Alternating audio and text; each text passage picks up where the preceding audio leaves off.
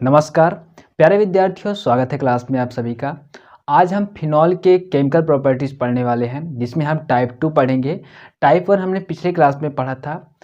Type 1 type 2 क्या है एक बार मैं फिर से बताने का प्रयास करूंगा, और हमने पिछले क्लास से मैं आपको कनेक्ट भी करूंगा। पहले क्लास में हमने आपको बताया था कि फिनॉल और एल्कोहल जो होते हैं दोनों अलग ही होते हैं। इनको आइडेंटिफाई कैसे किया जाता है इसके बारे में मैंने बताया था। दूसरी क्लास में हमने सीखा था कि फिनॉल को हम कहाँ से प्राप्त करते हैं, ठीक है, किस किस विधि से हम प्राप्त कर सकते हैं, उन सब के बारे में मैंने आपको बताया था। बहुत सारे महत्वपूर्ण रिएक्शन थे, उसके भी बारे में मैंने बताया था। फिर हमें तीसरे क्लास में हमने सीखा कि जो फिनॉल के जो फिजिकल प्रॉपर्टीज़ क्या क्या होते हैं, फिजिकल प्रॉपर्टीज़ भी हमने जाना। इसके बाद उसके केमिकल प्रॉपर्टीज़ क्या क्या होते हैं उसको भी हमने जाना। उसमें हमने दो टाइप पढ़ा था कि टाइप 1 जो होता है फिनॉल जो होता है एल्कोहल के से समानता रखता है, और जो दूसरा टाइप था कि फिनॉल जो होता है एल्कोहल से भिन्न होता है। ठीक है, तो टाइप 1 हमने कंप्लीट किया था तीसरे क्लास में। ये फिनॉल का चौथा क्लास है और इसमें हम फिनॉल के टाइप 2 पढ़ेंगे, जिसमें फिनॉल जो होगा एल्कोहल से भिन्नता प्रदर्शित करेगा। सबसे पहले मैं आपको पिछले क्लास से कनेक्ट करूंगा, फिर हम आगे चीज़ें कंटिन्यू करेंगे। ठीक है मेरे प्यारे विद्यार्थियों, हमने आपको बताया था कि जो रासायनिक गुण होते हैं, रासायनिक गुण इसके हम दो टाइप पढ़ेंगे, टाइप 1 टाइप 2। टाइप 1 को हमने कंप्लीट किया था, आज जो पढ़ने वाले हैं टाइप 2। ठीक है, फिनॉल फिनॉल और एल्कोहल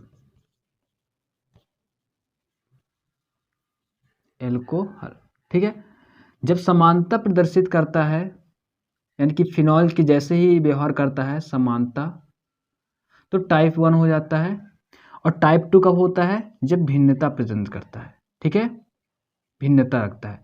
मतलब भिन्नता क्या होता है, जैसे कि एल्कोहल होगा जिससे क्रिया करता है उससे फिनॉल क्रिया नहीं करता, और समानता क्या हो जाता है कि एल्कोहल जिस चीज से क्रिया करता है उससे फिनॉल भी क्रिया कर लेता है। ठीक है, तो समानता वो हो गया, भिन्नता का अर्थ ये हो गया कि एल्कोहल किसी अलग से कर रहा है तो फिनॉल किसी अलग से करेगा, यानी कि उससे बिल्कुल भी डिफरेंट करेगा। ऑलराइट, चलिए आगे बढ़ेंगे। आज टाइप 2 पढ़ेंगे, काफ़ी इंपॉर्टेंट है और एग्जाम के पॉइंट ऑफ व्यू काफ़ी इंपॉर्टेंट है। ठीक है, चलिए शुरू करते हैं। देखिए सबसे पहले शुरू करते हैं फेरिक क्लोराइड के साथ। ध्यानपूर्वक देखिएगा, सबसे पहले हम एक फिनॉल लेंगे। फिनॉल पर हम FeCl3 की क्रिया कराते हैं। ठीक है, FeCl3 की क्रिया कराने पर हमें एक संकुल यौगिक प्राप्त होता है।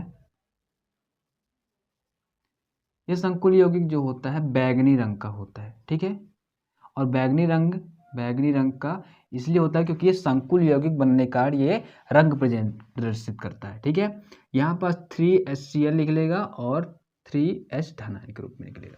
ठीक है, ये फिनॉल है। ये फिनॉल को फेरिक क्लोराइड के साथ क्रिया कराते हैं तो ये हमें कंपाउंड प्राप्त होता है, संकुल यौगिक बोलते हैं। ठीक है, याद रखना संकुल, इस कंपाउंड को संकुल यौगिक कहते हैं। और ये कंपाउंड यौगिक यानी कि संकुल यौगिक बनाने के कारण ही इसे यह जो क्या करता है, रंग प्रदर्शित करता है। ठीक है, चलिए एक स्क्रीनशॉट इसका ले लीजिए, फिर हम आगे बढ़ते हैं। प्यारे साथियों, दूसरा जो है जिंक रज के साथ। रज मतलब होता है डस्ट, लिख लीजिए, रज का अर्थ होता है डस्ट। ठीक है, यानी कि जिंक का डस्ट। अब समझते हैं इसमें इसमें क्या होता है, फिनॉल जैसे जो होता है, फिनॉल Zn जिंक डस्ट के साथ, जिंक रज के साथ क्रिया करके हमें बेंजीन देता है। ठीक है, क्या देता है, बेंजीन, और ZnO जो होता है बाहर निकल जाता है, जिंक ऑक्साइड। ठीक है, ये हो जाएगा बेंजीन और ये क्या हो जाएगा, फिनॉल। अब देखिए ये कैसे हुआ, थोड़ी सी समझ लेंगे तो ज़्यादा बेटर होगा आपके लिए। देखिए ये जो जिंक होता है, ये जिंक इस ऑक्सीजन के साथ मिलकर बाहर निकल जाता है, जिंक ऑक्साइड बना लेता है। और ये जो बॉन्ड बनता है, ये बॉन्ड ये वाले हाइड्रोजन से कनेक्ट हो जाता है। तो बेंजीन की संरचना तो आपको पता है, C6H6 है ना, C6H6। तो यहाँ पास क्या होता है, इस प्रकार से आपको देखने को मिलता है। ठीक है, एक हाइड्रोजन यहाँ, एक हाइड्रोजन यहाँ, एक हाइड्रोजन यहाँ, एक हाइड्रोजन यहाँ, एक हाइड्रोजन यहाँ, एक हाइड्रोजन यहाँ, ठीक है। इनके बीच डबल बॉन्ड होते हैं। ये हो गया बेंजीन की संरचना। यानी कि यदि आपसे एग्जाम में पूछ ले जाए कि बेंजीन कैसे बनाते हैं और आपको कुछ भी याद नहीं है, तो ये वाली रासायनिक प्रक्रिया बहुत ही आसानी से कर सकते हैं, ठीक है। चलिए, तो ये इसको आप एक स्क्रीनशॉट ले, हम आगे बढ़ें। अगला जो है अपचयन, ये काफ़ी इंपॉर्टेंट है, वेरी वेरी इंपॉर्टेंट, लिख लीजिए, वेरी वेरी इंपॉर्टेंट है, ठीक है। क्यों? इसमें कुछ अलग भी बनने वाला है और आप हो सकता है कि आप पहले इस चीज़ को सीख रहे हो, ठीक है, पहली बार। ध्यान देना, इसमें कुछ अलग क्या है।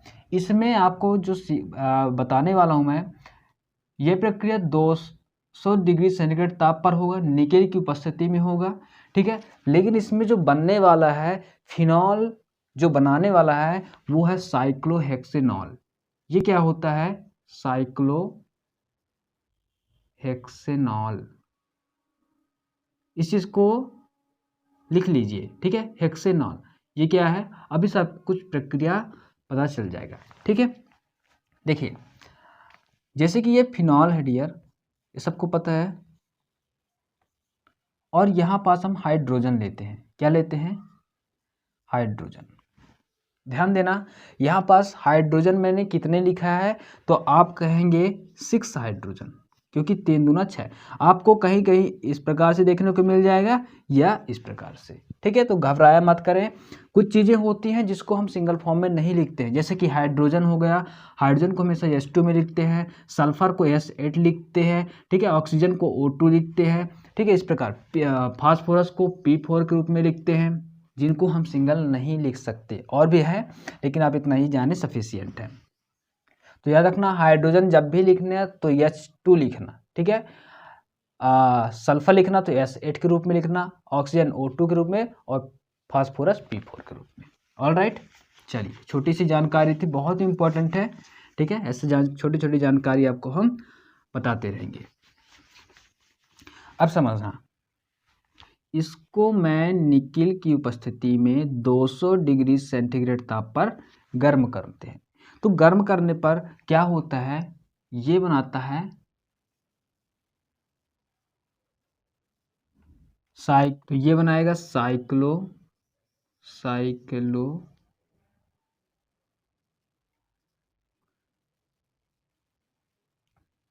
हेक्सानॉल।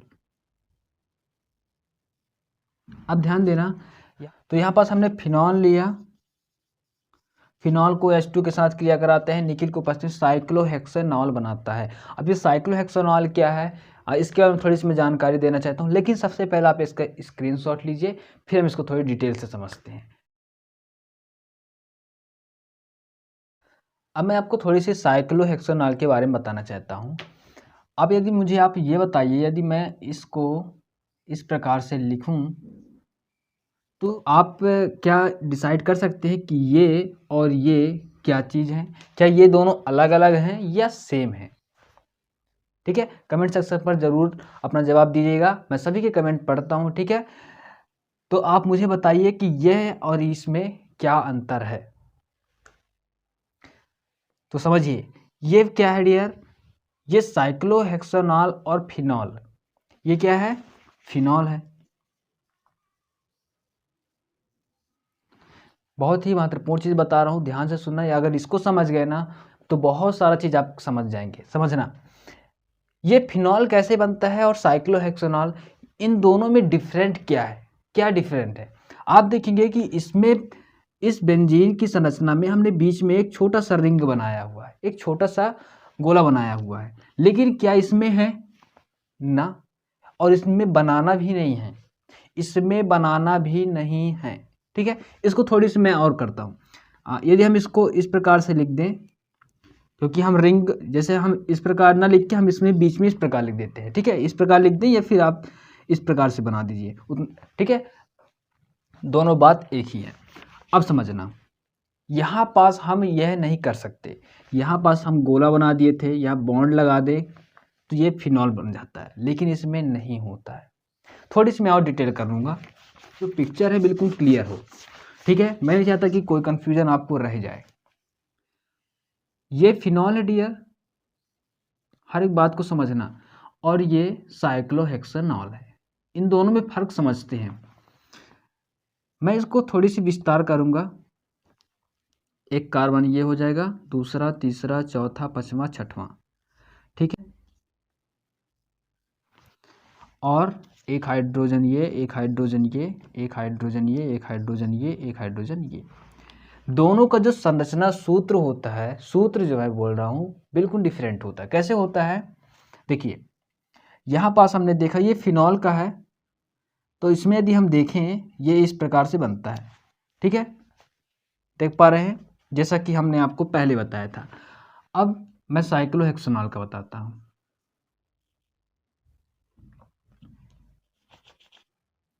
एक कार्बन ये, एक कार्बन ये, इसमें भी 6 कार्बन तो होंगे, ठीक है, 6 कार्बन होंगे। लेकिन अब क्या होने वाला है? अब यहाँ पास एक बहुत बड़ा खेल होने वाला है, ध्यान से समझना, ध्यान देना। कार्बन के बाहरी चक्र में 4 इलेक्ट्रॉन होता है, हाइड्रोजन के बाहरी चक्र में 1 इलेक्ट्रॉन होता है। तो कार्बन जो होता है, एक ये इलेक्ट्रॉन अपने प्रदर्शित करता है बाहर रूप से। और यदि हम हाइड्रोजन जोड़ें तो एक हाइड्रोजन यहाँ जुड़ता है, एक यहाँ जुड़ता है, एक यहाँ जुड़ेगा, एक यहाँ जुड़ेगा। यानी कि सीधी सी बात है, कार्बन के बाहरी चक्र में 4 इलेक्ट्रॉन मतलब 4 चीज़ें जुड़े होनी चाहिए, ठीक है। अब देखिए यहाँ पास एक कार्बन ये है, और ये कार्बन पर 2 हाइड्रोजन जुड़ेंगे, इस कार्बन पर भी 2 हाइड्रोजन जुड़ेंगे, इस कार्बन पर भी 2 हाइड्रोजन जुड़ेंगे, इस कार्बन पर भी 2 हाइड्रोजन जुड़ेंगे, इस कार्बन पर भी 2 हाइड्रोजन जुड़ेंगे।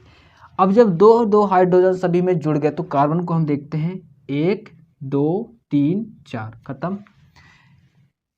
1 2 3, 1 2 3 4, ठीक है। इसमें भी 1 2 3 4, 1 2 3 4, 1 2 3 4, सभी में 4 4 है, ठीक है। अब इसका क्या, और इसका, इसमें भी एक H जुड़ेगा, ध्यान देना। तो एक ये, दूसरा ये, तीसरा ये, चौथा ये, ठीक बात। इतनी सी बात समझ में आई। अब इसमें हमने जैसे यहाँ पास डबल बॉन्ड लगाया था, क्योंकि हमें कार्बन की जो बाहरी चक्र के 4 इलेक्ट्रॉन होते हैं उसके अनुसार कैलकुलेट करना था, क्लियर करना था हमें। तो हम देखते हैं कि कार्बन एक ये है, 1 2 3 4, ये कार्बन 1 2 3 4, इसलिए हम यहाँ पास डबल बॉन्ड लगाते हैं। समझना बात को, यहाँ पास डबल बॉन्ड इसलिए लगाया जाता है क्योंकि कार्बन की संरचना को पूरा करना होता है। अब यहाँ पास क्या होता है, कार्बन के जो बाहरी चक्र का इलेक्ट्रॉन जो 4 प्रकार से जुड़ते हैं वो सभी क्लियर है। तो यहाँ पास डबल बॉन्ड नहीं आएगा, ठीक है, कहीं भी डबल बॉन्ड नहीं आएगा।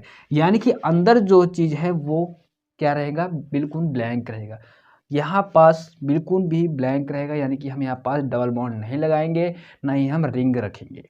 ऑलराइट, तो ये इसकी संरचना है, ये इसकी संरचना है। तो फिनॉल है, ये साइक्लोहेक्सेनॉल है। ऑलराइट प्यारे साथियों, एक बार फिर से मैं समझाना चाहता हूँ, ये फिनॉल है, ये साइक्लोहेक्सेनॉल है। साइक्लोहेक्सेनॉल में डबल बॉन्ड नहीं पाया जाता, ये बात दिमाग में बैठा लीजिए। और फिनॉल में डबल बॉन्ड पाया जाता है, ठीक है। तो डबल बॉन्ड नहीं पाने के कारण इसके अंदर कुछ भी आप नहीं बनाएंगे, इसे आप ब्लैंक रखेंगे, ठीक है। जैसे कि हमने यहाँ पर ब्लैंक रखा है, कुछ भी नहीं है अंदर। लेकिन फिनॉल में क्या है, हमने एक छोटा सा रिंग बना दिया। रिंग क्यों बनाया, क्योंकि हम डबल बॉन्ड को प्रेजेंट कर रहे हैं, यानी कि यहाँ के इलेक्ट्रॉन जो होते हैं चक्कर लगाते रहते हैं, ठीक है। यदि आप देखिए इस ये वाले बॉन्ड को हटा दीजिए, तो हम यहाँ भी लगा दें, यहाँ मतलब कहीं भी लगा सकते हैं, ठीक है। तो इस प्रकार से हम इसलिए इसे रिंग के रूप में प्रेजेंट कर देते हैं, लेकिन इसमें ऐसा बिल्कुल भी नहीं है, ठीक है। इस बात का ध्यान रखना। अब यदि इसकी रासायनिक सूत्र की बात करें तो इसका यहाँ यदि हम कार्बनों की संख्या गिनती करें तो 1 2 3 4 5 6 कार्बन है अपने पास, और हाइड्रोजन 1 2 3 4 5 हाइड्रोजन है और एक OH है। सेम थिंग इसमें क्या है, कितने कार्बन है, गिनती करते हैं, 1 2 3 4 5 6 कार्बन है, ठीक बात। हाइड्रोजन कितने हैं ये गिनती कर लेते हैं, 1 2 3 4 5 6 7 8 9 10 11, ठीक है। H11 है, ठीक है, और OH, ठीक बात। तो ये है साइक्लोहेक्सेनॉल का सूत्र है, ठीक है, साइक्लोहेक्सेनॉल। ठीक है, जब भी यदि आपसे पूछा जाए तो ये और ये साइक्लोहेक्सेनॉल कहलाता है, और डियर ये क्या कहलाता है, फिनॉल कहलाता है। मैं उम्मीद करता हूँ कि चीज़ें समझ पाए होंगी। यदि नहीं भी आया है तो फिर से वीडियो को आप रोकिए, पीछे करिए और हर एक शब्द को समझने का प्रयास करिए। मैं क्या समझाना चाहता हूँ, मैं यह समझाना चाहता हूँ कि फिनॉल और साइक्लोहेक्सेनॉल जो होते हैं दोनों अलग हैं, एक बिल्कुल भी नहीं है। ओके, तो चलिए हम आगे चलते हैं। इसका स्क्रीनशॉट ले लीजिए ताकि आपको समझने में आसानी होगी। हम कुछ चीज़ें इसमें सुधार कर रहे हैं, फिर से नया बना देते हैं इसको, ताकि आप इन चीज़ों को अच्छे से नोट डाउन कर लीजिए।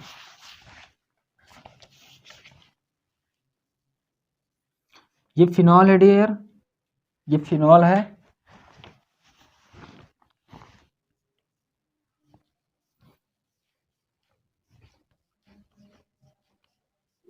ठीक है, एक एक हाइड्रोजन होते हैं सभी में, ये पता है आपको, हमने शुरू से क्लास में ही सब चीज़ें क्लियर किए थे। ओके, या फिर आप रिंग के रूप में दर्शा सकते हैं, ठीक है, इस प्रकार से भी लिख सकते हैं। अब समझना, ये तो फिनॉल,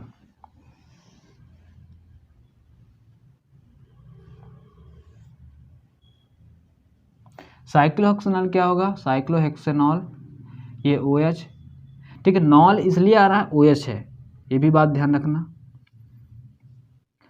मैं नहीं चाहता कि कोई भी ऐसा पॉइंट आपसे रह जाए या छूट जाए जो आपको समझ में ना आए, ठीक है, सभी चीज़ें समझ में आए।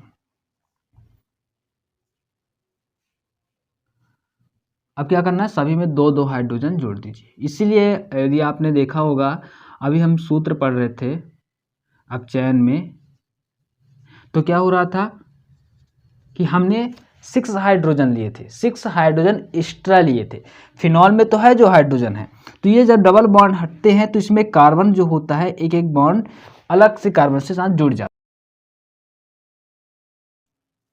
पहले स्क्रीनशॉट ले ले, ध्यान देना, इसके अंदर कुछ भी नहीं बनाना, फिर से बार बार कहूंगा, इसके अंदर न रिंग बनाना न ही डबल बॉन्ड बनाना। चलिए स्क्रीनशॉट ले, फिर हम आगे बढ़ते हैं।